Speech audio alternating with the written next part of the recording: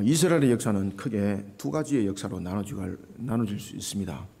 하나는 영적 흑암의 역사, 또 하나는 은혜의 역사. 참으로 영적 흑암의 역사는 그들에게 걸어왔던 역사를 돌이켜보면 430년의 종으로서의 역사, 그리고 340년의 사사기의 역사, 그 다음에 중간기의 400년의 역사, 이런 부분들을 우리가 대표적으로 세 부분들을 크게 영적 흑암기다 이렇게 볼 수가 있습니다. 그러면 은혜의 때는 바로 그들에게 하나의 민족을 이루었던 출애굽의 역사, 그 다음에는 왕으로 세워짐을 받았던 이스라엘의 나라의 역사, 그런가 하면 또한 하나님께서 우리를 죄를 사하기 위해서 이 땅에 오셨던 역사, 바로 예수 그리스도께서 성육신 하셨던 사건들입니다. 우리는 세상의 역사들도 돌이켜볼 때에 역사들의 그 분기점들은 항상 영향력에 의하여서 변화되어지고 발전되어지고, 또한 영적 암흑기도 영향력에 의하여서 생겨난 것을 볼 수가 있습니다. 그저 흘러간 속에서 은혜의 때가 만들어지고 흑암이 형성되고 이런 것들이 아니었던 것을 우리는 볼 수가 있습니다. 특히 오늘 이스라엘 역사 가운데서 강력한 영적 흑암기, 왕기의 속에서도 흑암기가 있었죠. 왕시대에 있었어도 남과 북이 갈라지는 곳으로만 끝나는 것이 아니라 남과 북이 가장 영적으로 병들었던 시대, 그때가 바로 왕국의 영적 흑암기였는데, 그 대표적인 것이 바로 아합과 이세벨, 북쪽은 그들이 나라를 다스릴 때였고, 그리고 또 하나는 이들의 딸이 있습니다. 이들의 딸이 여호사밧이 정략 결혼을 통해서 자신의 며느리를 맞이하게 되는 것이죠. 그러면서 여호람과 결혼을 시키게 되는데, 그 여인이 아달랴였습니다. 이 아달랴가 자신의 아들이 죽고 난 뒤에 유다를 실권을 장악해서 완전히 바알의 소굴로 만들어버리는 이런 영적 흑암기의 역사. 참 우리가 옷을 입다 보면 이런 이야기가 있습니다. 모든 시작은 첫 출발이 올바르야 된다. 우리가 예를 들면 단추를 잘못 끼워 입게 되면 어떻습니까? 첫 단추를 잘못 끼우면 끝 단추까지 다 잘못 끼우게 되는 것이거든요. 그러면 결국은 옷을 입었던 사람이 얼마나 우스꽝스럽겠습니까? 그러면 이 부분들을 고치려면 어떻게 되나요? 단추를 다시 다 깨야 되는 거예요. 그런 수고를 다시 해야 되는 거예요. 이스라엘 역사 가운데서 이런 잘못된 역사, 이것이 영적 흑암기를 맞이하게 됩니다. 특히 남유다 역사에 있어서 강력한 영적 흑암기, 7년의 영적 흑암기, 이래의 흑암기가 시대가 열리게 됩니다. 그것은 바로 잘못된 정략 결혼이었습니다. 그 당시에 아합과 이세벨 사이에 아달랴라는 딸이 있었는데, 아합이 남유다에 접근을 합니다. 노크를 하게 되는 거죠. 그러면서 우리가 남이냐 이렇게 이야기가 된 겁니다. 우리가 남이 아니지 않느냐? 맞거든요. 남이 아니거든요. 그러면서 서로 간에 어떤 관계를 설정하는 측면에서 자신이 딸과 그리고 또한 여호사밧의 아들을 결혼시키도록 합니다. 이런 부분에 대해서 여호사밧이 자신의 유익함을 계산을 했던 겁니다. 아합이 거기다가 미끼를 탁 던지는 거죠. 우리가 남이냐? 그러면서 같이 함께 연합을 해서 우리가 움직이게 되면은 온 세계를, 이 팔레스틴을 우리가 담아낼 수 있다. 그럴 때 우리의 부귀와 영화가 있다. 이 속에 여호사밧이 홀가닥 넘어간 겁니다. 아합의 계략이 넘어간 겁니다. 그러면서 연합을 형성하게 되고 서로 계약을 맺게 되는데, 그것이 법적 측면은 아니지만은 어떤 효력을 발행하려면은 고대 사회 속에서는 가장 중요한 것은 정략 결혼이었거든요. 그래서 정략 결혼을 하는 거예요. 정략 결혼을 했을 때에 여호사밧도 아합에게 꼬들겼지만은 그 자신도 속으로 계산한 것이 있었거든요. 아, 그렇게 하면 되겠구나. 그렇게 하면 나에게 큰 위기가 오겠구나. 그렇게 하면 나라가 부강해지겠구나. 잘못된 첫 단추. 이로 인해서 온 나라가 영적으로 병들어지기 시작합니다. 그 전에 있었던 우상숭배는 조족지혈이었습니다. 이제는 본격적으로 바알과 아세라가 그냥 나라를 다스려버리게 되는 겁니다. 요람과 결혼했던 아달랴, 자신의 남편이 죽고 그리고 아들을 왕으로 안치게 될 때에 이 여인이 간섭하기 시작합니다. 남편이 왕으로 세워질 때도 마찬가지였습니다. 아하시아가 몸이 참 약했거든요. 그리고 이 아하시아가 죽게 되자 이 아달랴가 어떤 행동을 취했겠습니까? 자신의 아들이 죽으면 정말로 몸을 베어내는, 한 부분을 베어내는 그런 아픔과 그런 통안의 슬픔이 있는 것 아니겠습니까? 이 여인은 그렇지 않습니다. 망설이지 않습니다. 바로 그것을 기회로 삼아버리는 겁니다. 아하시아가 죽었을 때에 그의 무덤에 풀도 마르기 전에 아하시아로 인하여서 태어난 모든 그의 씨를 다 죽여버립니다. 충격적인 사건이 일어납니다. 왜 그랬습니까? 권력을 잡으려고 말입니다. 자신의 아들 아하시아가 죽자 그가 제일 먼저 취한 행동이 슬퍼서, 아주 슬퍼서 심령의 고통 속에 빠진 것이 아니었습니다. 아들이 죽자마자 들고 일어난 것이 칼이었습니다. 아들이 죽자마자 이 여인이 손에 잡은 것은 칼이었습니다. 그리고 아하시아의 씨를 다 죽여버립니다. 이때에 아달랴가 한 사람을 죽이지 못합니다. 그는 이제 갓 태어난 아이였습니다. 유모 품에서 젖먹이고 키움을 받았던 아이였습니다. 그의 누이의 이름은 여호세바였습니다. 여호세바. 그리고 이 여호세바는 그 당시에 대제사장이었던 여호사바의 아내였습니다. 이 여호세바가 목숨을 걸고 아시아의 다윗의 혈통이죠.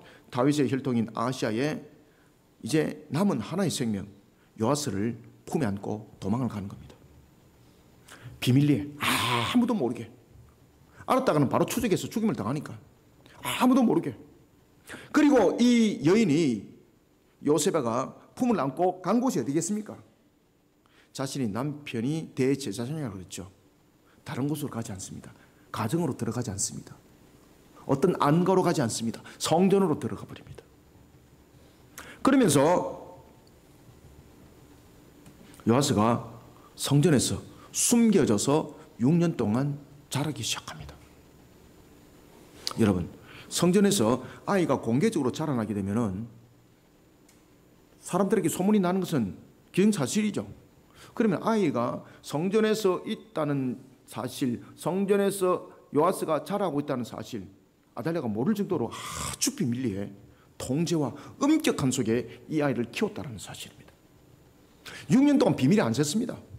철저했다는 거죠. 심지어 거기에 있는 제사장들과 레위인조차도 알지 못할 정도로 극비리의 아이를 양육을 했습니다. 요세바가 거기서 책임을 다했던 거죠. 그리고 여호사밧은 그런 아이를 키우는 일에 있어서 자신이 철저하게 통제를 하면서 그 모든 것들을 지켜나간 것이죠. 이 두 사람의 영향에 의해서 요아스가 신앙 가운데 자라나기 시작합니다. 요아스는 하나님을 향한 신앙으로 자라나기 시작합니다. 그리고 여호야다라는 강력한 영적 리더십을 가진 지도자에 의해서 키워집니다. 특히 여호야다는 어떤 사람이었는가 하면 여러 가지 역사적 부분에서 바라보는 사람마다 해석이 달라질 수 있습니다. 그러나 이 객관적 측면에서 여호사밧은 그는 우상 숭배가 만연했던 아달랴의 그 통치 속에서 오직 여호와 하나님 한 분만을 섬기는 신앙의 절개를 지켰던 강력한 영적 지도자였습니다. 그 당시에 아달랴가 나라를 다스릴 때에 오직 여호와 하나님 한 분만을 섬긴다는 것은 북이스라엘의 아합과 이세벨이 벌였던 그 사건과 유사한 사건 속에서 죽임을 당할 수가 있습니다. 그런데 이 여호사밧의 영적 통찰력과 영적 지도력은 아주 강력함이었습니다.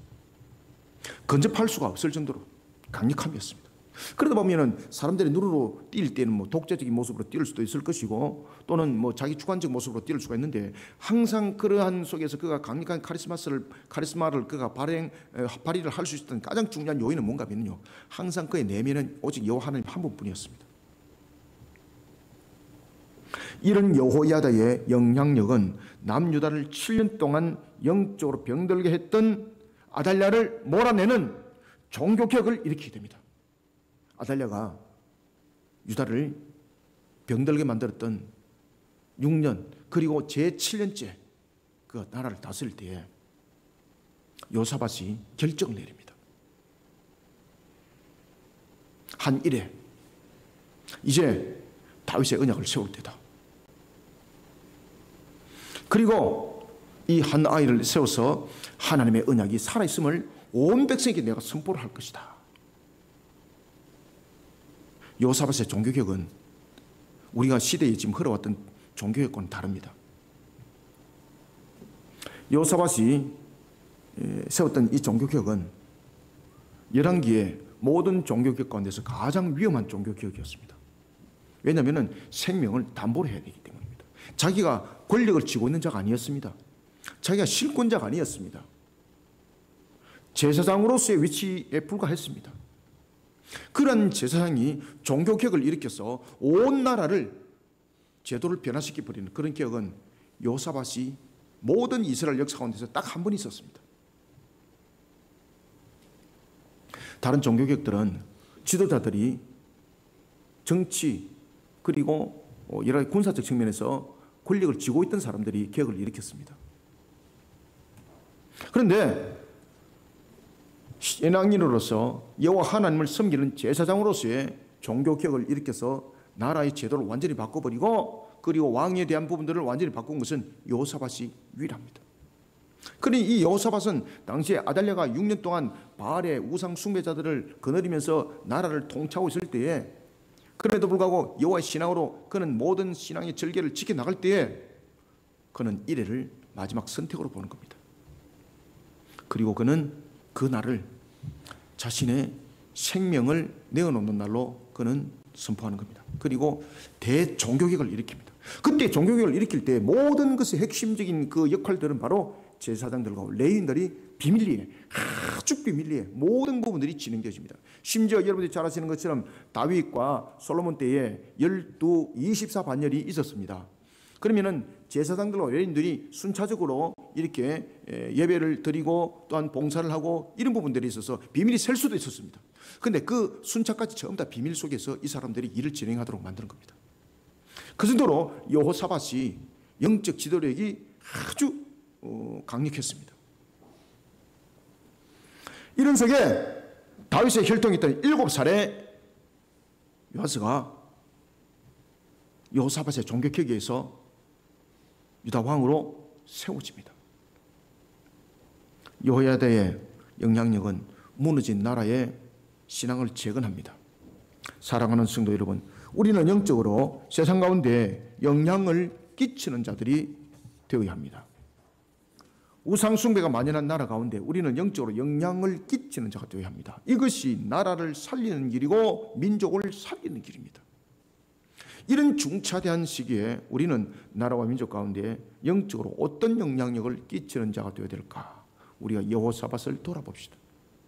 여호사밧은 나라를 개혁을 일으키는데 그 한 사람으로 시작했습니다. 그가 나라의 실권을 쥐고 있는 것이 아니었습니다.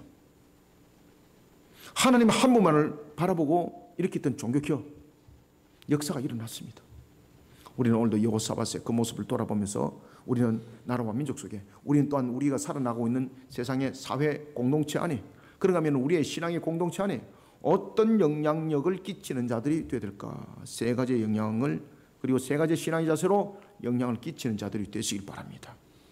먼저 11장 17절을 한번 읽습니다. 시작. 여호야다가 왕과 백성에게 여호와와 언약을 맺어 여호와의 백성이 되게 하고 왕과 백성 사이에도 언약을 세우게 하며 아멘. 자, 이게 여호야다의 뛰어난 점이에요. 지금 여러분들이 지금 이 한 절을 읽으면서 굉장히 의미심장한 부분들을 여러분 발견하지 못했습니까? 굉장히 중요한 지금 이 과정을 딱 지금 이 한 절이 지금 설명하고 있습니다. 그것은 뭔가 하면은 왕과 백성에게 여호와와 언약을 맺고 여호와의 백성이 되게 하고 왕과 백성 사이에도 언약을 세우고 이 부분입니다.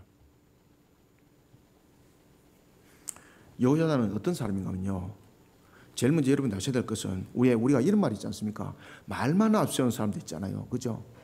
말은 얼마나 청산유지같이 약속도 잘하는지 모릅니다. 오늘 모든 것을 다 할 것처럼 해놔놓고 그 다음날 보면은 핫바지 방구 새듯이 사라져버리고 없는 사람들. 그죠? 우리 그런 사람들 많이 보죠? 여호야다는 그런 사람이 아니었습니다. 그래서 여호야다의 말에 모든 사람은 그 명령에 전부 다 따랐던 겁니다. 여호야다는요, 오늘 내가 기억 이러면 반드시 그 기억을 하는 사람이었습니다. 니언 그러면은 그 니언을 반드시 하는 사람이었습니다. 그렇기 때문에 이 종교개혁이 가장 비밀스럽게, 아무도 그 비밀을 알지 못한 속에서, 심지어 24반열 외에는 아무도 모르고 그 가족들도 모르고 긴밀하게 종교개혁이 일어났고, 그리고 왕궁에서 종교개혁이 일어나면서 아달랴가 이제 제거를 당할 때도 군사들이 모를 정도로 아주 비밀하게 신속하게 아달랴를 제거해버리는 그런 사건이 터져버렸습니다. 그런 일괄적인 모습 속에 나타났던 것은 뭔가 하면은 여호야다에 가지고 있는 그런 신앙의 성품이었습니다. 그는요, 하나님의 말씀에 대해서 말을 꺼내놓으면은 그 말을 반드시 실천하는 자였습니다. 반드시. 그래서 여호야다의 입에서 그 말이 나오게 되면은 모든 사람들이 그 말을 따랐습니다. 우리는 먼저 17절부터 18절 두 절을 통해서 하나님의 말씀을 말로만 떠드는 자가 아니라 그 말씀을 살아가야 됩니다. 여호야다 그렇게 했거든요. 그 말씀을 살아가면서 주변과 이웃에게 하나님 나라의 선한 영향력을 끼치는 자가 되어야 합니다. 여호야다가 종교개혁을 일으킬 때에 굉장히 비밀스럽게 진행됐거든요. 신속하게 진행됐거든요. 그것이 가장 근원이 되고 원인이 됐던 것이 뭔가 하면요, 저 사람은 저 말을 하는 것이 분명히 지킬 것이야만이 아니라 저 사람이 말하는 것은 하나님의 법에 맞아, 저 사람이 말하는 것은 틀림없어, 이런 것이 사람들에게 영향이 주어져야 됩니다. 여호야다가 그랬습니다. 여호야다가 사람들에게 끼쳤던 영향력은 그의 추종하는 세력들에 의해 또는 가식적인 요식 행위로 말미암은 것이 아닙니다. 역대하 24장 14절에 하면은 여호야다가 어떤 사람이었는가 아십니까? 그 한 절이 표현해 주고 있습니다. 여호야다는 어떤 사람이었는가 하면은 살아가면서 자신의 일생 동안에 성전에서 드리는 번제를 끊어진 날이, 끊은 사실이 없다라고 성경은 이야기를 딱 해주고 있습니다. 그 살아오면서 일생 동안에, 심지어 여러분들 보시면 아십니다만 아달랴가 바알과 아세라의 우상 숭배자지 않습니까? 자신의 아버지가 어떤 사람이었습니까? 우상 숭배자지 않습니까? 그런데 그런 속에 이 번제를 드리는 것이 끊어지지 않는다는 것은요, 기적에 가까운 거예요. 분명히 박해가 있었을 것이고 분명히 그들에게 위압을 줬을 것임에도 불구하고 아달랴는 그런 속에 굴복하지 않습니다. 그런 것을 레위인들과 제사장들이 다 본 거예요. 그런데 그것을 그저 자신의 단순한 고집으로는 하는 것이 아니라 이런 모든 부분들을 무엇으로 이겨내는가 하면 여호와를 향한 신앙, 그런 영적인 그러한 갑옷을 입은 상태 속에서 그가 딱 집행하고 진행을 해나가니까 이 바알 우상 숭배자들이 여호야다에게 함부로 못하는 거예요. 우리가 여러분 보시면은요, 영적으로 아주 영적으로 무장되어 있는 사람들은 눈에 보는 빛도 달라요. 그런 사람들의 눈동자를 보면은 두려움이 생길 정도로, 주님의 눈동자 불꽃 같아 그러지 않습니까? 여호야다가 그랬습니다. 그러니까 여호야다의 영적 품위, 영적 그 모든 품행들은 다른 사람을 그저 압도하고 남어도 충분함이었습니다. 그러니 여호야다의 근처 속에 심히 그를 해치고자 하는 사람들이 앞장서서 내가 여호야다를 해치겠습니다라고 말하는 사람들이 나타나지 않는 겁니다. 왜? 그 정도로 영적으로 그는요, 파워가 대단했습니다. 그러면 그가 이렇게 영적으로 이러한 파워가 대단하게 그가 되기까지는 그가 무슨 고집스럽고 무슨 보디빌딩을 했고 이것이 아닙니다. 육체가 우람하고 이것이 아닙니다. 키가 2m 넘고 그것이 아닙니다, 여러분들. 눈으로 볼 때는 여전히 한 사람이었고 눈으로 볼 때는 왜소한 사람이었습니다. 그런데 그에게 나타나는 영적 광채가요, 완전히 상대를 억압해버리는 거, 완전히 상대를 지배해버리는 거, 이것이 바로 여호사밧이었습니다. 그런 여호사밧이, 그런 여호야다가 역대하 24장 14절에서 말합니다. 여호야다는 그가 살아있던 생애 일생 동안에 성전에서 드렸던 번제를 끊어지지 않겠다는 겁니다. 이건 어마어마한 사건입니다. 그 당시에 우상 숭배했던 아달랴가 나라의 실권을 6년 동안 쥐고 있었는데 이게 가능했겠냐 말입니다. 불가능입니다. 만약에 여호야다가 의용 선지자였든지 의용 제사장이었다면요, 한 자리 하려고 대부분의 아달랴에게 들어붙어 가지고 아이고 맞습니다 맞습니다 이러면서 그 안에 제단의 우상 숭배 받아들였을 것입니다. 그런데 여호야다는 그런 부분에서 완전히 그냥 하나님의 말씀대로 그것을 지켜 준행하는 것을 생명보다도 더 귀하게 여겼던 것입니다. 그런 그에 나타나는 영적 광채가요 주변을 압도해 버린 겁니다. 그러니 이 여호야다를 그 어느 누구도 영적으로 무너뜨릴 사람 없었던 것입니다. 이런 여호야다의 모습, 자신의 아들 스가랴도 어떤 사람이었습니까? 나중에 요아스가 여호야다가 죽고 난 뒤에 변질되거든요. 그때 여호야 아들이 선지자로 나타납니다.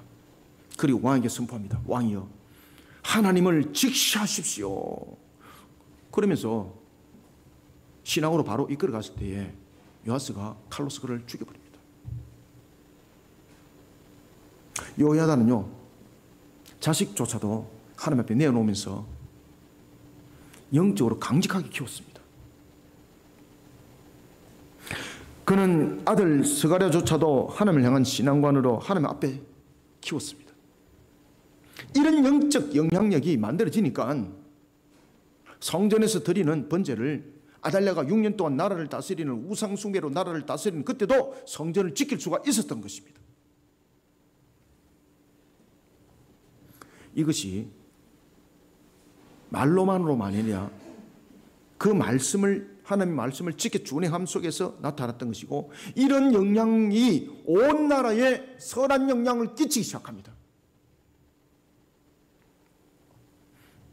그는 우상숭배가 만연한 시대에 마치 역행하는 오직 하나님 한 분만을 섬기는 삶을 지켜냈던 영적 인물이었습니다. 그가 바로 여호야다였습니다. 여호사밧은 물론 종교개혁도 일으켰고 왕으로서 여러 가지 부분들에 업적도 많았습니다. 그러나 제사장 여호야다처럼 하나님을 향한 오직 한 길의 신앙들이 아니었기 때문에 여호사밧이 아달랴를 자신의 며느리로 맞이하게 되었고 자신의 아들 여호람과 결혼시켰고, 그러면서 영적 문제가 터진 것 아니겠습니까? 우리의 신앙과 우리의 믿음은요, 한길 같아야 됩니다. 우리가 왜 이런 말 있지 않습니까? 한 우물을 파라고. 그것은 어떤 관계 속에서 뭔가를 열심히 했을 때에 나타나는 결론을 말하는 것이 아니라, 우리는 왜 신앙 부분에서 한 길로만 가야 되는가 하면은 신은 오직 하나님 한 분뿐이기 때문에 한 길로 가야 되는 겁니다. 여호야다가 그랬습니다.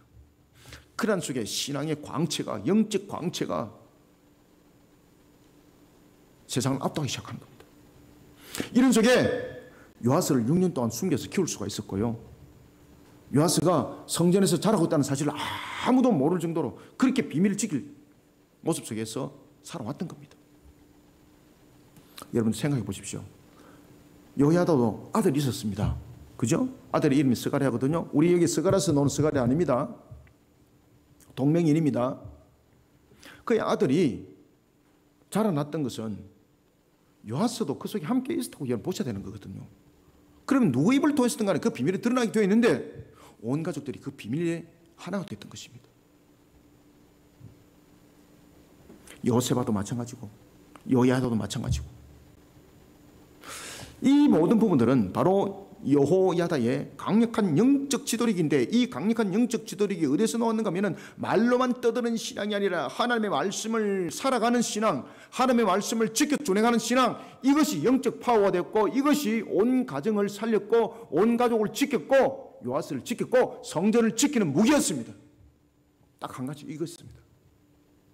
다른 것이 아니었습니다. 그는 하나님의 말씀을 말로만, 입으로만 떠드는데 머무는 자가 아니었다라는 사실입니다. 그는 하나님의 말씀을 신앙으로 지켜냈습니다. 생명으로 지켜내는 영적인 지도자였습니다. 그러니 아달랴를 이스라엘 역사 가운데서 제거하는 종교개혁을 일으킬 때도, 요아스가 7살에 왕위에 세워질 때도 그의 영적 영향은 흔들리지 않습니다. 더 강력하게 효력을 발하는 겁니다. 그는 어린 요아스를 왕위에 세우고 제일 먼저 한 일이 무엇입니까? 오늘 읽었던 바로 17절입니다. 아달랴는 뭐라고 말하는가 하면 반역이다 반역이다 했지만 그 아달랴를 아무도 안 따릅니다. 왜? 맞거든요. 아달랴는 이스라엘 다스리는 왕이 아니거든요. 어린 요아스를 왕위에 세우고 왕과 백성, 그들을 신앙을 하나님 앞에 고백하도록 합니다. 그것이 그것이 여호야다가 제일 먼저 한 일입니다. 여호야다는 왕과 백성을 하나님 앞이라는 신앙관에 딱 세웁니다. 왕과 백성. 그리고 사람에게 충성서약하는 것이 아니라 하나님과 왕, 그리고 하나님과 백성 사이의 언약을 또 딱 맺도록 합니다. 하나님과 왕, 하나님과 백성, 그리고 난 뒤에 왕과 백성, 이렇게 언약을 맺도록 합니다. 야, 이게 기가 막힌 거예요, 이게. 그러면 여호야다는 왜 그렇게 했을까라는 것입니다. 하나님과 왕 사이에 언약을 세우는 것은 바로 사무엘하 7장 2절 이하의 다윗의 신앙입니다. 지금 왕위에 세워진 자가 누군가 하면 다윗의 후손이거든요. 다윗의 후손이 세워진다는 것은 하나님께서 세웠던 사무엘하 7장 2절 이하의 언약의 성취거든요. 그 언약의 성취가 이루어짐을 고백하는 것이었고 그것을 선포하는 것이었습니다. 다시 말하면 하나님과 왕 사이에 지금 언약을 보좌에 지금 앉혀놓습니다. 7살 되는 아이를 왕자리에 앉아놓습니다. 여러분들 7살이면 얼마나 철이 없습니까? 그죠? 근데 7살인데 그 아이가 마치 영으로는 20대, 30대, 40대와 같은 그런 모습을 가지고 있는 겁니다. 그거는 그 아이가 자라오면서 6년 동안 자라오면서 철저히 여호와 신앙 속에서 자라왔다는 것의 증거물입니다. 조그마한 아이인데 그 위험은 아이가 아니었습니다.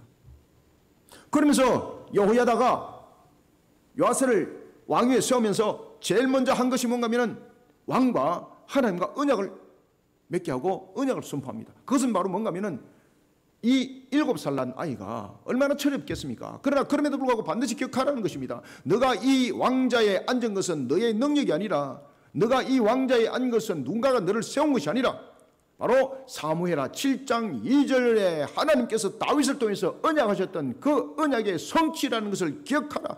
이런 측면에서 왕과 하나님 사이에 언약을 맺었던 것입니다. 사무엘하 7장 2절 속에 어떤 언약을 맺습니까? 다윗이 하나님이 나의 왕이신데, 하나님이 온 이스라엘을 다스리는 진정한 왕이신데 어찌하여서 하나님의 성전은 저런 천막에 있고 나는 왕궁에 있는가? 그 위치가 바뀌어야 되는 것이 마땅하다. 그러면서 성전 짓기를 그가 갈망할 때에 하나님이 얼마나 기뻤습니까?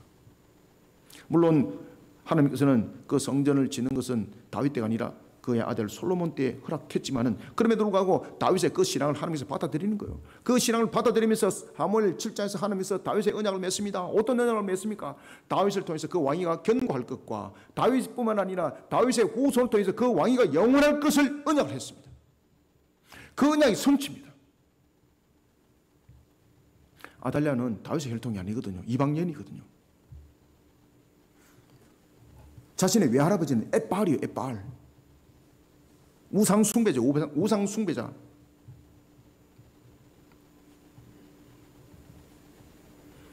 비록 나이는 7살이지만 그 아이를 왕위에 세우면서 반드시 기억하라는 겁니다. 너가 이 자리에 앉아 있는 것은 바로 사무엘하 7장 2절 하나님께서 다윗을 통해서 언약하셨던 그 언약의 성취다. 그래서 하나님과 왕 사이의 언약을 맺게 하고 그 다음에 하나님과 백성 사이의 언약을 맺게 하는 것은 바로 백성들로 하여금 또한 그 고백을 돌아보게 합니다. 백성들로 하여금 하나님께서 사무엘하 7장 2절의 언약을 어떻게 성취했는가를 보게 하는 것이었습니다. 그리고 난 뒤에 두 번째는 왕과 백성과의 언약을 맺도록 합니다. 이것은 왕과 백성 사이의 수직관계를 말하는 것이 아닙니다. 왕과 백성 사이의 언약을 맺은 것은 당신들은 볼 때 이 왕이 7살짜리 어린 왕이지만은 왕의 명령을 잘 따르십시오, 이런 측면에서 언약이 아닙니다.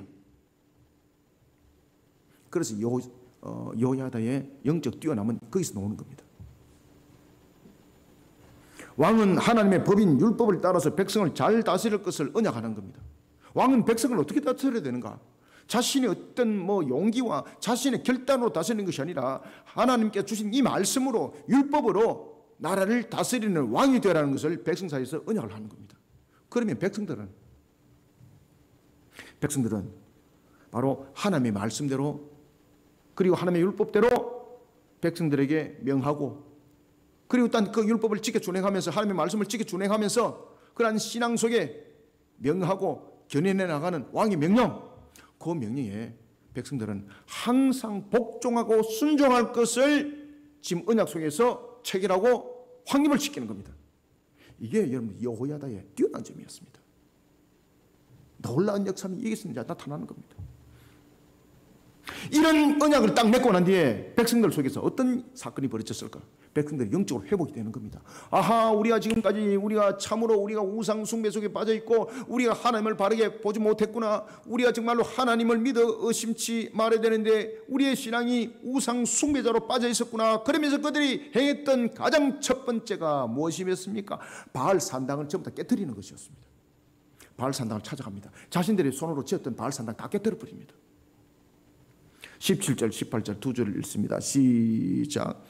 여호야다가 왕과 백성에게 여호와와 언약을 맺어 여호와의 백성이 되게 하고 왕과 백성 사이에도 언약을 세우게 하며 온 백성이 바알의 신당으로 가서 그 신당을 허물고 그 제단들과 우상들을 철저히 깨뜨리고 그 제단 앞에서 바알의 제사장 맏단을 죽이니라. 제사장이 관리들을 세워 여호와의 성전을 수직하게 하고. 아멘. 야, 여러분들 하나님이 얼마나 기뻤겠습니까? 이 장면을 보고 하나님이 얼마나 기뻤겠습니까?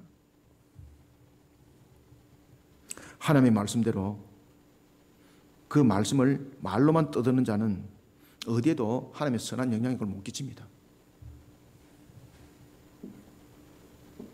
만약에 강단에서 말씀을 전가하는 목사님이 이렇게 하십시오, 저렇게 하십시오 이러면서 자신은 마치 하늘의 공중에 떠서 가는 사람처럼 이야기를 하면서 다른 사람에게 지시를만 합니다. 그러면서 내려와서는 엉뚱하게 그것을 지키지 않습니다. 그 영향력 없습니다.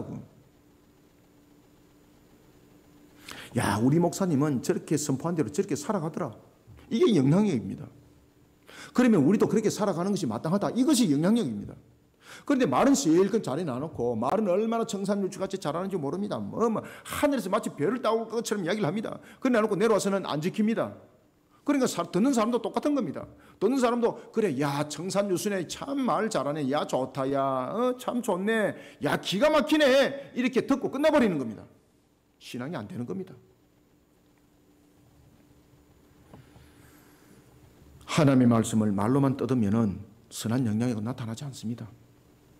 오히려 악한 영향을 끼칠 뿐입니다. 사랑하는 성도 여러분, 세상이 악하다라고 말만 하면 세상이 바뀝니까? 화만 돋가지지. 세상이 이래서 되겠습니까? 라고 마치 자신이 정의사도인 것처럼 말을 하면서 자신은 뒤에 돌아서서 자신이 사기치고 자신의 유익이라면 무엇이든지 불의한 것들도 편을 들고 그렇게 하면서 입으로 떠들기는 세상이 이렇게 타락해서 되겠습니까? 자기는 뒤에서 타락 다 하면서. 이래갖고는 세상 안 바뀝니다. 바뀔 일이 없습니다. 이래갖고 세상이 바뀐다면요, 하나님은 안 살아계시는 겁니다. 왜? 공의롭지 못하거든요. 아시겠습니까? 만약에 그렇게 해서 세상이 바뀐다면 하나님은 공의롭지 못한 거예요. 하나님은 살아계시는 것이 아니에요, 여러분들요. 세상은 그렇게 해서 바뀌지 않습니다. 하나님의 말씀을 살아가는 말씀의 삶이 선한 영향을 끼치게 되고 세상이 바뀌게 됩니다. 여러분들, 물이 저수지에만 갇혀 있으면 주변의 땅은 그 물을 흡수하지 못한다든지 물이 지나가지 못하면 시간이 지나면 그 땅은 저수지는 물로 창궐한데 그 저수지 밖의 땅은 전부 다 메말라 다 죽은 땅이 됩니다. 물이 있어야 될 존재가 이유가 무엇입니까? 흐르는 것입니다. 생명을 공급하는 것입니다. 물은 흘러야 땅이 기름지고 생명이 살아납니다. 이와 같습니다. 여호야다처럼 말씀을 실천하면서 살아가는 한 사람의 신앙이 영향이 되는 겁니다. 나라를 회복시키는 물이 되는 겁니다. 그런가 하면 또한 온 백성을 회복시키는 물이 되는 것입니다. 여러분들이 살아가는 사회 공동체, 직장 공동체, 가정 공동체, 그리고 우리가 함께하고 있는 신앙의 공동체, 살아 움직이게 되는 겁니다. 하나님의 말씀을 말로만 떠드는 입술은 신앙이 아닙니다. 괴롭히는 겁니다. 자기도 괴롭히고 남도 괴롭히고 전기 고문보다도 더 괴로운 겁니다. 왜 그렇게 하지 않느냐 말이야. 성경에 이렇게 돼 있지 않냐 라면서 다른 사람 지적하지 마시길 바랍니다. 자기도 괴롭히고 남도 괴롭힙니다. 하나님의 말씀을 말로만 떠드는 입술은 신앙이 아닙니다. 그리 돼서는 안 됩니다. 신앙의 영향은 내라는 한 사람의 실천으로부터 시작되는 것입니다. 그래서 고대 교부들은요, 초대 교회 교부들은 신앙이 자신들의 삶이었습니다. 삶이었습니다. 아시겠습니까? 십자가가 그들의 삶이었습니다. 그러니까 이그나티우스 같은 경우도 내가 로마에서 형장의 이슬로 사라지는 것에 대해서 아무도 나를 막지 마라. 내가 그 짐승들에게 먹히는 것에 대해서 구걸하지 마라. 나는 오히려 기쁘다. 나는 십자가 삶을 사는 것으로 인해서 나는 그것이 오히려 나의 십자가 삶을 살아갔다는 것을 증명해 주는 것이 나는 얼마나 기쁜지 모른다. 그런 속에 나는 주님을 기쁨으로 지금 나는 만나기를 원한다. 나는 그 기쁨 속에 지금 나는 가고 있다.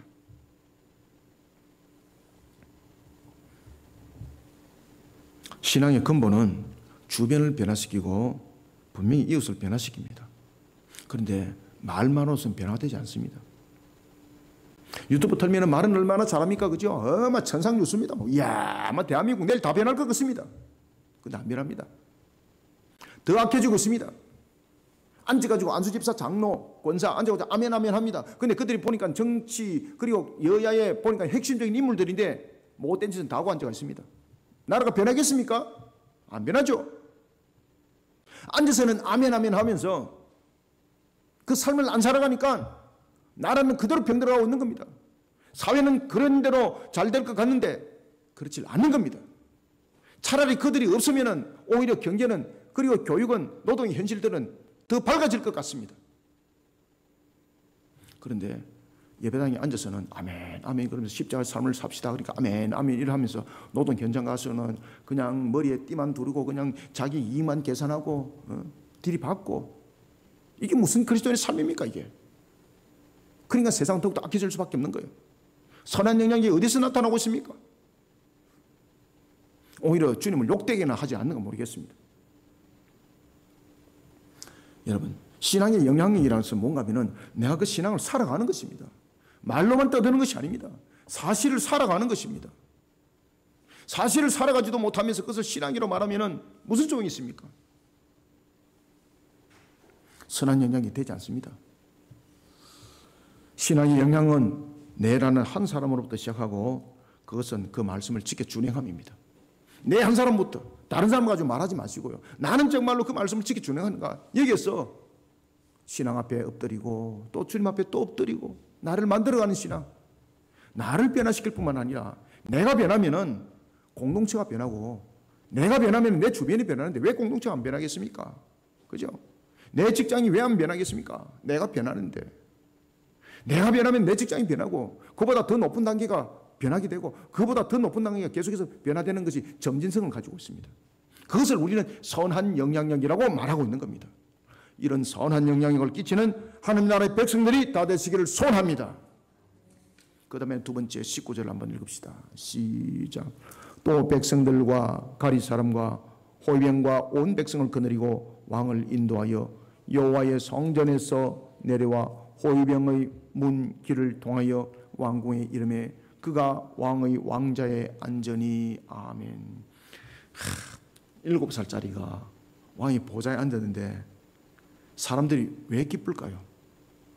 왜 기뻤겠습니까? 그가 누구의 혈통이라고요? 다윗의 혈통. 사무엘하 7장 2절에 하나님의 언약의 성취, 거기서 온 백성들이 기뻐서 눈물을 흘리는 겁니다. 환호로 찬양을 하는 겁니다.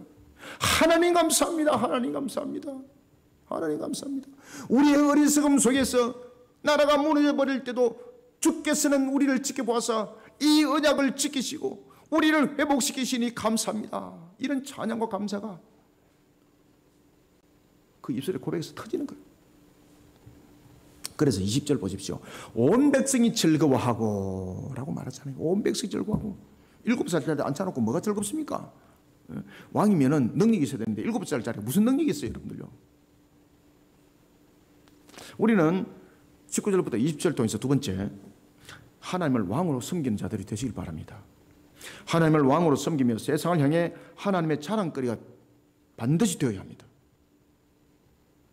그리고 신앙의 인격으로 반응하시길 바랍니다. 신앙의 인격으로 반응하여 세상 가운데 여호와의 신앙으로 영향력을 끼치는 모든 자들이 되기를 소원합니다. 여호야다가 하나님을 향한 신앙으로 백성들을 개혁시켜 나가자 그 효력은 영적 회복이라는 역사로 적극적으로 반응하고 나타났습니다. 바알 신당을 허물어 버립니다. 우상을 깨뜨려 버립니다. 바알 제사장인 맏단을 제거합니다. 이거 있을 수 없는 일이거든요. 그리고 여호와의 성전을 회복시킵니다. 이스라엘이 영적으로 다시 살아납니다. 여러분들 눈에 상상도가 안 그려집니까? 이런 것을 여러분 영적으로 바라보십시오. 와, 영이 살아나는 이 모습 속에 어떤 역사가 일어나는지. 이 장면은 하나님도 감동을 받을 만합니다. 백성들의 신앙 있는 그러면 7년 동안 바알 신앙으로 나라를 지배했던 아달랴를 제거시켜 버립니다. 여호야다의 영향력은 영적으로 억압받아온 온 백성을 영적으로 깨어나게 했습니다. 바알에 대한 여호와 신앙의 승리, 그 승리는 온 백성들로 하여금 하나님을 찬양하게 만들었고 하나님을 경배하는 자에 올려지게 만들었습니다. 그리고 아달랴가 더럽힌 보좌를 신앙으로 정결하게 회복시킵니다. 그 자리에 7살 요아스가 앉은 겁니다. 7살 아이가. 열왕기하 11장 12절과 14절에 의하면 하나님을 향한 신앙의 회복은 영적으로 짓눌려 있는 백성들에게 영적으로 진정한 참 자유를 주게 되고, 그리고 또한 왕자 가운데 다윗의 유일한 혈통 살아남은 단 한 사람 요아스가 왕위에 올려졌던 겁니다. 그것이 곧 언약의 성취였습니다. 이 모습을 바라본 온 백성들이 입술이 환호가 터진 겁니다. 그 환호 속에는 지금까지 영적으로 억눌려 왔던 한맺힘이 함께 터지는 겁니다. 그러니 오늘 본문에서 그 이야기를 하는 겁니다. 온 백성이 즐거워하고 온 백성이 평온하더라. 아멘. 특히 요아스의 누이였던 요세바, 여인이었습니다. 그렇지만 이 여인의 용기 있는 행동, 그리고 그 남편이었던 여호야다 대제사장, 오직 하나님을 향한 신앙의 절개를 지켜왔던 여호야다의 영적 영향력, 이 부분이 다윗의 혈통을 지킬 수가 있었습니다. 그들은 생명을 바친 거죠. 그리고 이제 6년이 지나고 7년째에 왕위가 회복이 되는 겁니다. 그러니 온 백성들이 얼마나 기뻤는지 모릅니다. 얼마나 감사한지 모릅니다. 백성들은 이것을 자기의 눈으로 확인을 한 겁니다. 온 백성들은 하나님께서 약속했던 사무엘하 7장의 다윗의 언약이 실현됨을 확인한 것입니다. 그것이 바로 19절과 20절입니다. 함께 다시 읽습니다. 19절 20절 읽읍시다. 시작. 또 백부장들과 가리 사람과 호위병과 온 백성을 거느리고 왕을 인도하여 여호와의 성전에서 내려와 호위병의 문 길을 통하여 왕궁에 이르매 그가 왕의 왕자에 앉으니 온 백성이 즐거워하고 온 성이 평온하더라. 아달랴를 무리가 왕궁에서 칼로 죽였더라. 아멘. 오늘도 우리에게 주신 말씀을 우리는 상가 만판 속에 잘 새기셔야 됩니다.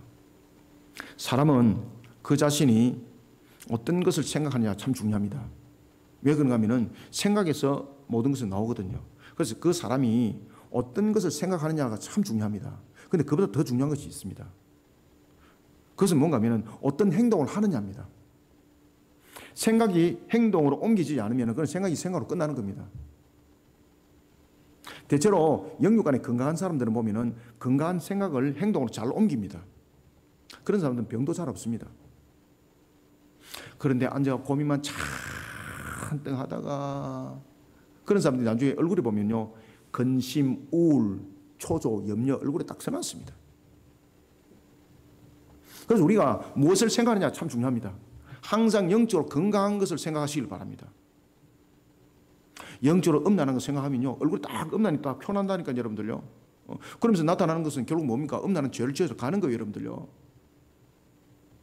무엇을 생각하느냐 참으로 중요해요. 그런데 그보다 더 중요한 것은요, 무엇을 생각하느냐는 어떻게 행동하느냐가 굉장히 중요해요.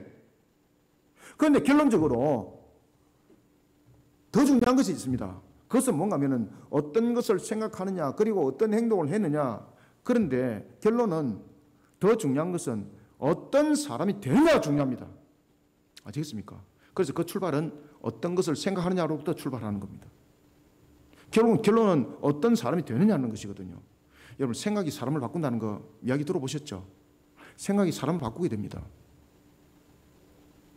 우리가 하나님을 향한 신앙 속에 나를 세우게 되면요, 내 모습에 몸이 변하게 되어 있습니다. 내 몸의 반응이 달라집니다. 그런 속에 오직 하나님의 나라를 위해서 그 증거하는 그 증거물 속에 우리를 세우고 달려가게 되면은 내 자신이 그 인격적 모습 속에서 내 자신이 변화되는 것입니다.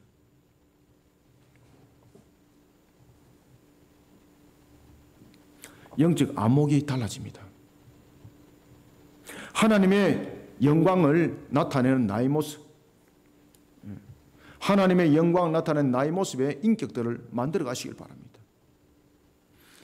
무엇을 생각하느냐 참 중요합니다. 그리고 그것을 어떻게 행동하느냐 참으로 중요합니다. 그리고 내가 어떤 사람이 되느냐 정말로 중요합니다. 이 세 가지가 여러분들의 인생을 바꿔놓습니다. 이 세 가지가 아시겠습니까? 그래서 여러분들이 머릿속에 우상숭배가 가득했으면 여러분들의 결국은 어떤 사람이 되겠습니까? 우상숭배에 결국은 붙들려가는, 결국은 여러분이 스스로 자초하는 멸망에 이르는 그 길에 결국은 갈 수밖에 없는 것입니다.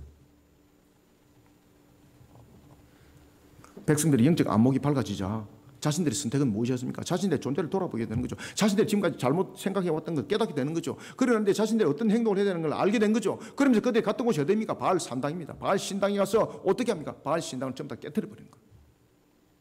그런 속에 감사와 기쁨이 넘치는데 그들의 행동을 보면서 하나님이 얼마나 기쁘겠습니까? 그러니까 그들을 하나님의 축복하시는 거예요. 신앙이 인격적으로 반응하기 시작하면 역사가 일어납니다. 사랑하는 성도 여러분, 우리가 이사야서 40장 8절에서 이런 말씀을 주고 있지 않습니까?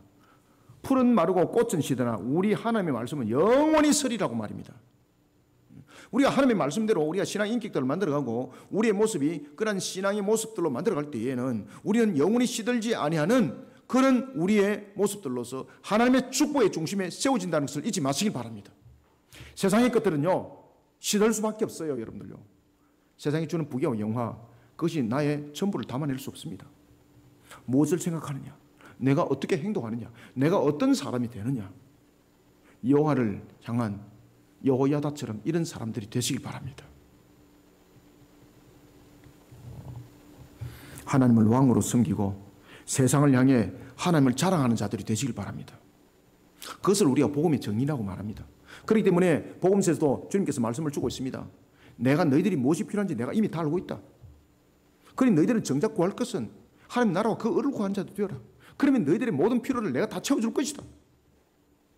우리가 무엇을 생각하느냐, 그리고 그것을 어떻게 행동하느냐, 나는 어떤 사람이 되느냐, 이 세 가지 여러분의 인생을 바꿔놓습니다. 우리의 신앙이 인격이 되어야 됩니다. 우리의 신앙이 인격으로 반응하는 참된 신앙의 가치관을 세워야 합니다. 여호야다의 이런 신앙의 인격이 백성들의 영향을 끼치게 되었고 영적 암흑 속에 놓여있던 그들을, 영적 암흑이 그들을 짓누르고 있던 그 현상을 깨어나게 만들었던 거죠. 그러면서 그들의 인생이 바뀌게 되는 겁니다. 영원히 죽을 수밖에 없는 그런 존재적 측면에 있는 그들이 새 생명으로 일어나는 겁니다. 여호야다처럼 신앙의 인격으로 자신을 먼저 무장시키는 신앙의 인격자들이 되시길 바랍니다. 신앙의 인격자가 되지 못하면요, 내 생각하는 것이 늘 음란한 생각, 늘 부정적인 생각, 늘 패배주의 생각만 있는 겁니다. 이런 인격을 신앙으로서 만들어가면 생각하는 것도 신앙 속에 생각이 되고 행동도 신앙 속에 녹이 되어 있고 그런 속에 신앙인이 되는 것이고, 그럴 때 하나님께서 말씀하신 생육 번성 충만함의 축복, 너희들이 무엇이 필요한지 내가 알고 있느니라, 그 모든 것을 내가 너희들에게 주리라 라는 주님의 그 약속의 말씀이 실현이 될 줄 믿으시길 바랍니다. 그러니 우리는 무엇을 생각하느냐, 어떻게 행동하느냐, 어떤 사람이 되느냐, 우리의 신앙을, 그리고 우리의 모든 모체, 우리의 모든 모습을, 인격을 신앙의 모체로 만드시길 바랍니다. 이런 속에 하나님의 영광이 더 높여지고 여러분들은 풍성한 결실을 맺을 줄 믿으시기 바랍니다. 하나님의 말씀에 녹여진 신앙의 인격으로 자신을 무장해야 됩니다. 그리고 이런 여호와의 신앙으로 자신의 삶의 주변에 영향을 끼치는 참 그리스도인, 참된 하나님 나라의 백성이 다 되시길 소원합니다. 마지막으로는 우리가 21절 읽습니다. 시작. 요아스가 왕이 될 때에 나이가 7세였더라. 아멘. 자, 이 7세는 왜 이름을 강조를 하겠습니까? 두 가지죠. 7은 완전수죠. 그런데 7세라는 것은 아이가 매우 어리다는 뜻입니다. 사람들이 눈으로 볼 때 가소롭다는 겁니다. 사람들은 눈으로 볼 때는 가치 없는 자. 왕이 7살인데 전쟁터에 뭐 칼 들고 나가겠습니까? 왕이 사실은 그 고대 사회 속에는 왕은 백성들을 앞서서 싸웠거든요. 왕이 싸움을 잘하고 왕이 지혜가 있고 명철하고 이래만이 백성들이 따라갔었습니다. 그런데 7살입니다. 7살. 7살인데 쥐 밖으로도 지가 책임 못 지는 나이가 7살 아닙니까? 그것을 왜 지금 성경에서 강조를 했을까요, 여러분들요? 우리 마지막으로 21절, 자신의 어려운 환경. 7살짜리 핑계가 되면 안 됩니다. 근데 7살짜리 통해서 지금 누구를 바라보게 하는 거면 하나님을 바라보게 만들어요. 하나님의 언약의 성취를 바라보게 만들어요. 따라서 우리는 어떤 영향을 끼치는 자가 되어야 되는가? 자신의 어려운 환경을 핑계 삼지 말고 언제든지 하나님께서 불러주신 것에 대해서 감사하고 순종하는 신앙으로 공동체 가운데 영향력을 끼치는 자들이 다 되시길 바랍니다. 7살짜리 아이를 바라보지 마시고 하나님의 언약을 바라보셔야지 됩니다. 아시겠습니까? 7살짜리를 바라보면은 야 저거 능력 없네 평가하게 되고 판단하게 되고 내 신앙 절대 잘하지 않습니다. 7살을 보지 마시기 바랍니다. 그 7살을 앉혀놓으신 하나님의 뜻을 바라보시길 바랍니다. 그래야만이 내 신앙이 성장하고 내가 자라납니다. 그러니까 모든 환경들은 핑계 삼지 마시기 바랍니다. 내가 이렇게 돼서, 내가 잘못 살아서, 내가 우리 집에 어려워서, 이런 핑계 대지 마시길 바랍니다. 하나님 다 알고 계십니다. 하나님께서 명령하시면 항상 순종하는 그 자세가 우리는 영향력을 끼치게 되는 자세가 됩니다. 여호야다의 영적 영향력, 모든 백성들의 눈을 뜨게 만들었습니다. 가치관을 변화시켰습니다. 백성들의 판단을 세상적인 모습들로 보지 못하게 만들었습니다. 그것은 뭔가 하면 7살 때는 아이를 딱 안추면서, 그러면서 7살짜리 아이를 안추면서 하나님과 언약을 맺죠. 그죠? 왕과의 하나님, 그 다음에 백성과의 하나님, 그 다음에 왕과 백성, 딱 이렇게 언약을 맺죠. 그러면서 7살짜리를 바라보는 것이 아니라 다윗의 언약을 보게 만들고 하나님의 일하심을 보게 만들고 하나님께서 우리를 어떻게 회복시켰는가를 보게 만드는 거예요.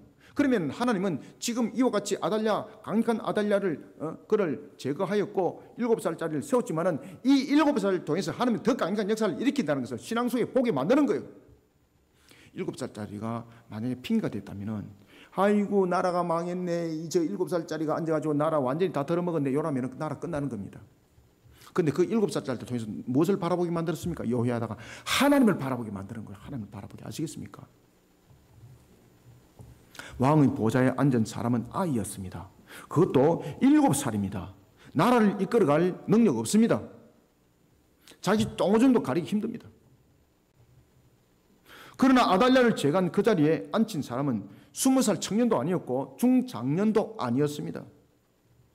누구에게도 이길 수 없는, 어떤 것도 헤쳐나갈 능력이 없는 7살짜리 아이입니다. 그러나 이 아이 옆에는 누가 있습니까? 영적 거장인 여호야다가 있는 겁니다. 그런데 굉장히 재밌는 이야기를 합니다. 영적 거장이 여호야다가 분명히 그 옆에 있었거든요. 그러나 그럼에도 불구하고 거기서 강조점은 여호야다가 아닙니다. 여호야다에 대해서 딱 설명할 때 뭐라고 말하는 거냐면 제사장 여호야다라고 딱 그렇게 이야기를 합니다. 만약에 그냥 여호야다라 그러면 여호야다의 어떤 권세, 권위, 그의 어떤 개인적인 부분들을 부각시킬 수는 있습니다. 그런데 여호야다를 이야기할 때 제사장의 단어를 딱 들고 돌았습니다. 그것은 무엇을 이야기를 할까요? 아이를 왕자에 세운 것은 여호야다 개인이 아니라는 겁니다. 누가 세웠다는 겁니까? 하나님이 세웠다는 겁니다. 하나님. 그래서 제사장이 앞에 딱 붙은 겁니다. 하나님이 세웠다. 그러니 하나님이 세웠으니 다윗의 언약을 이루심을 백성들은 포기하고 7살짜리 아이 능력 없음을 보는 것이 아니라 하나님의 일하심을 앞으로 볼 것이라는 그 신앙을 백성들에게 선포하는 자리가 바로 7살짜리 아이를 왕자에 앉힌 것이었습니다. 이 속에 이스라엘 역사에 이제 강력한 역사가 일어납니다. 성경은 여호야다를 강조하지 않습니다. 그가 제사장이었다는 것을 강조합니다. 그리고 제사장 여호야다에 의해서 요아스가 왕으로 세워진 것이 아니라 하나님께서 사무엘하 7장 언약의 성취, 다윗의 언약의 성취를 통해서 세웠다를 강조하고 있는 겁니다. 그러니 백성들 눈에는 7살짜리 아이가 보인 것이 아니라 무엇이 보였겠습니까? 그 아이를 통해서 하나님의 언약이 보인 것입니다. 이게 역사입니다. 아시겠습니까? 이게 역사입니다. 제가 여러분들 설교는 잘 못하지만은 저 말 잘하는 거 잘 못하고 가서 평가하지 마시고 저를 통해서 하나님을 보시기 바랍니다. 그 속에 성령 역사, 하나님의 역사가 일어나고 있습니다. 7살짜리 아이와 같은 제 모습을 보지 마시기 바랍니다. 여호야다가 만약에 아달랴의 다스림을 핑계 삼았다면은 여호와 하나님을 향한 신앙의 영적 타협점을 만들었다면은 굴복했다면은 어떻게 됐을까요? 요아스 죽었습니다. 아시겠습니까? 뿐만 아닙니다. 여호야다 아내는 어떻습니까? 여호세바. 자신의 어려운 환경을 타협하고 복잡다단한 문제 속에서 자신이 잘못될 수 있는 부분에서 이 일에서는 안 되겠다. 그러면서 내가 여호야다를 요아스를 한순간에는 눈이 헷가닥 해서 아이를 데려왔지만은 아이고 내가 타협점을 찾아서 아달랴에게 잘 보여서 한 위치를 찾아야 되겠다. 좀 내 삶을 좀 평탄하게 살아가야 되겠다. 그러면서 요아스를 아달랴에게 갖다 바칠 수도 있었어요. 자신의 상황이 분명히 핑계될 수가 있었을 것입니다. 왜냐하면 그들의 삶을 자체도 비밀리에 살았기 때문에 눅지 못했거든요. 그런데 여호야다도 마찬가지고 요세바도 마찬가지고 자신의 일어나고 있는 그 어려운 환경, 그것을 핑계 삼지 않습니다. 절대 핑계 삼지 않습니다. 여러분들, 왜 핑계 없는 무덤 없다 그러잖아요. 모든 무덤 다 핑계 다 있다 그러잖아요. 다 핑계 다 있습니다.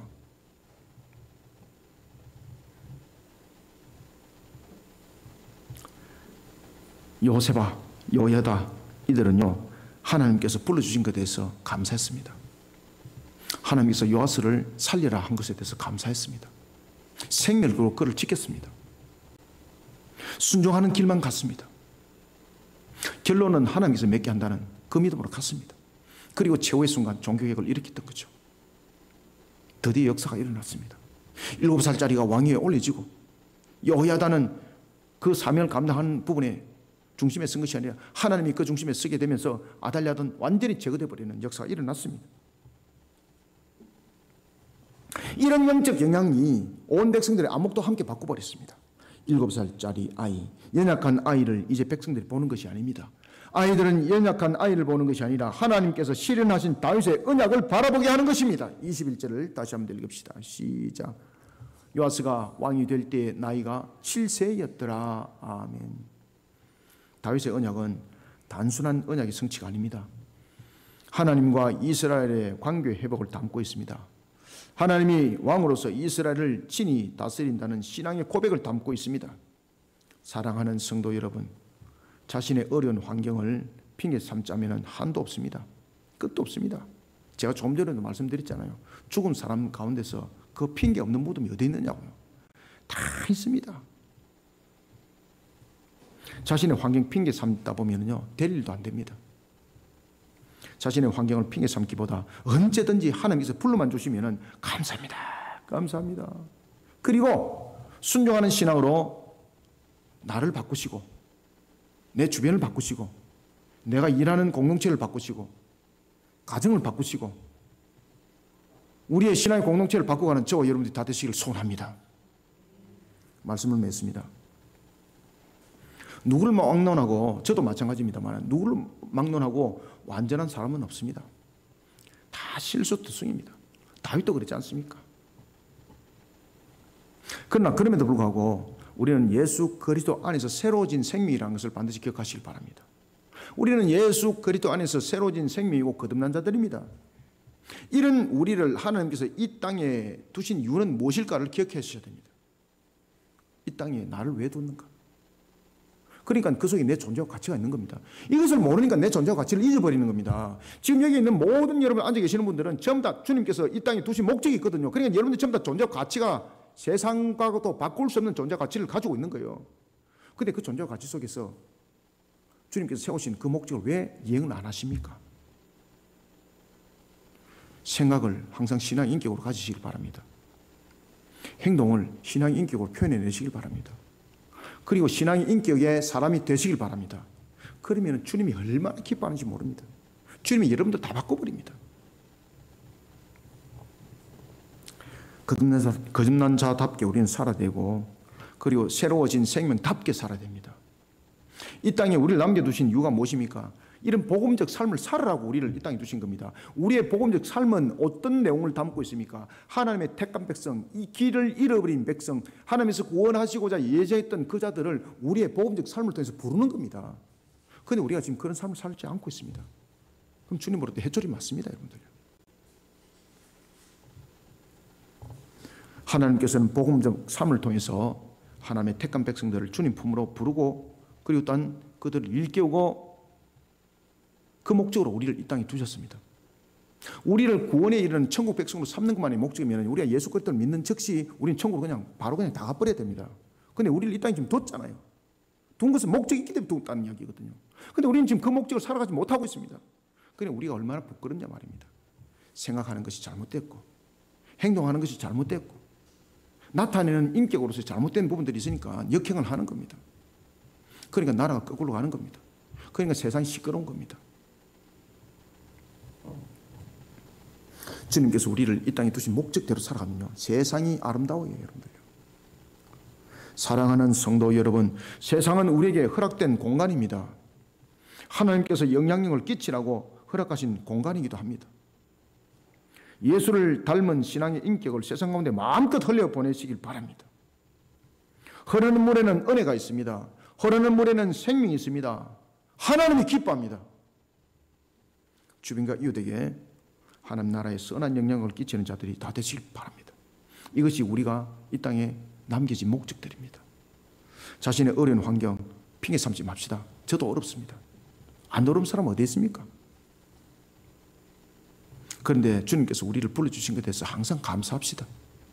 그리고 항상 순종하는 신앙의 걸음으로써 우리의 주변의 공동체를 바꿉시다. 우리의 가정의 공동체를 바꿉시다. 우리의 사회 공동체를 바꿉시다. 신앙의 공동체를 바꿉시다.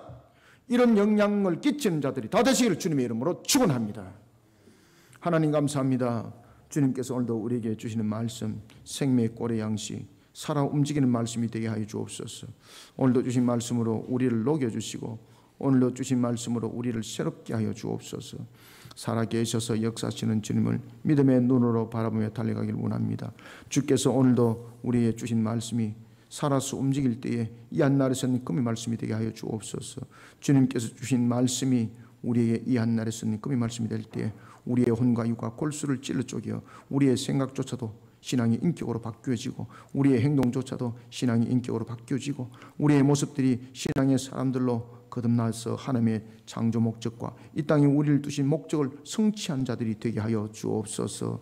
이런 속에 주님의 영광 받으시고 또한 우리 성도들은 이 땅을 살아갈 때 주님께서 축복하셨던 그 모든 것을 함께 누림의 역사, 하나님의 산정금의 결실의 열매가 되게 하여 주옵소서. 예수님의 이름으로 기도드립나이다. 아멘.